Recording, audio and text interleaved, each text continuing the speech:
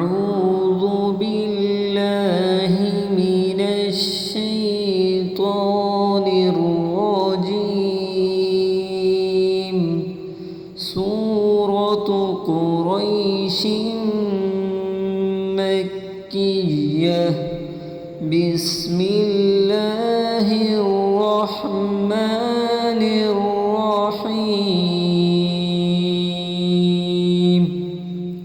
لإيلاف قريش إيلافهم رحلة الشتاء والصيف فليعبدوا رب هذا البيت الذي أطعمهم من جوع وآمنهم من خوف.